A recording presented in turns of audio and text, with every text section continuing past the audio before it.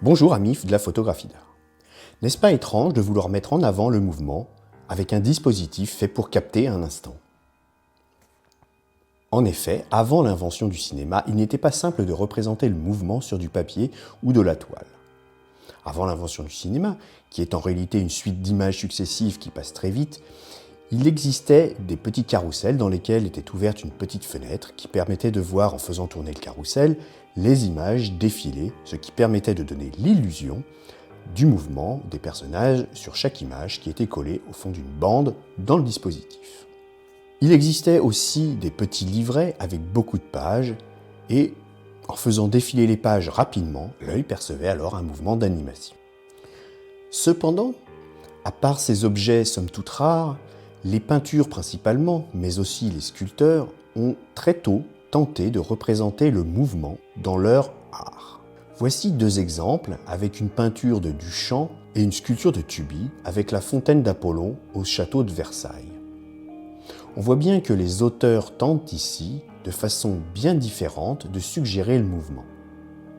Le char sortant de l'eau, ou, chez Duchamp, une décomposition du personnage descendant l'escalier. L'étude du mouvement en photographie a commencé par le photographe Edward G. Muybridge, qui réalise des clichés en fabriquant un appareil permettant de réaliser de multiples clichés sur un même support photosensible.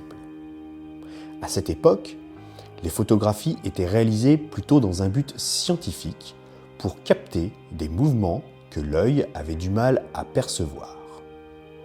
En photographie, certains photographes ont très vite voulu capter l'attention, le mouvement, pour donner de l'action à leurs images, comme par exemple Lartigue, Doisneau ou d'autres. Comment capter le mouvement? Pour ce faire, il existe plusieurs techniques qui permettent de restituer le mouvement. La première, tout de suite qui vient à l'esprit, c'est le flou du sujet en mouvement.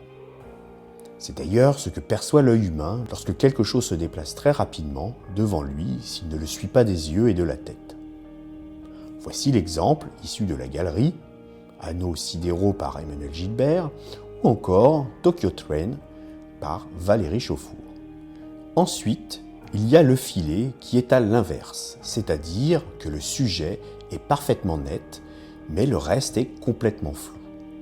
Je vous propose de découvrir en exemple les photos issues de la galerie pour illustrer cette technique simple par laquelle le photographe suit le mouvement avec une vitesse d'obturation assez faible, ce qui permet de rendre l'arrière-plan flou.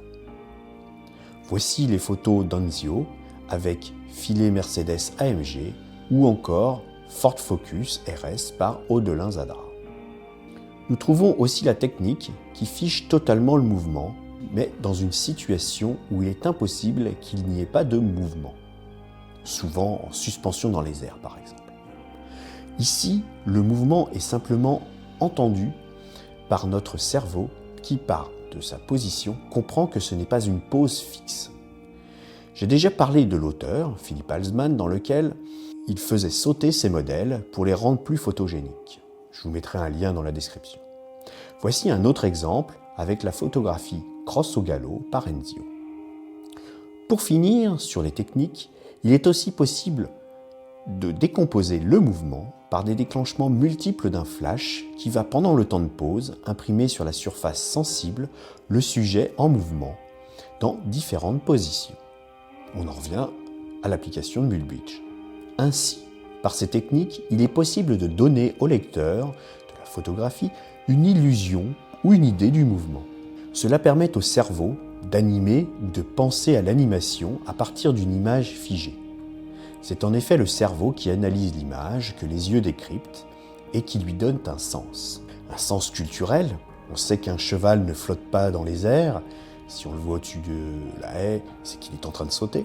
De la même façon, on trompe le cerveau avec le filet en lui montrant ce qu'il a l'habitude de voir lorsque les yeux suivent un sujet en mouvement. Ces illusions photographiques permettent de donner un sens, un mouvement et une dynamique aux images. Pour conclure, les arts statiques ont depuis toujours Déjà sur les grottes de Lascaux, on peut voir des scènes de chasse avec des animaux qui courent sur les parois de la grotte. Et depuis, les techniques n'ont cessé par la suite de se diversifier pour offrir des expériences nouvelles du mouvement. Cela donne une œuvre dynamique, souvent très inspirante, qu'il est très intéressant d'insérer dans ses espaces visuels, murs de la maison, dans son bureau, etc. N'hésitez pas à acquérir une œuvre en mouvement. J'espère que ce sujet vous aura intéressé. N'oubliez pas de mettre un petit pouce bleu. Je vous souhaite à une prochaine vidéo. Au revoir.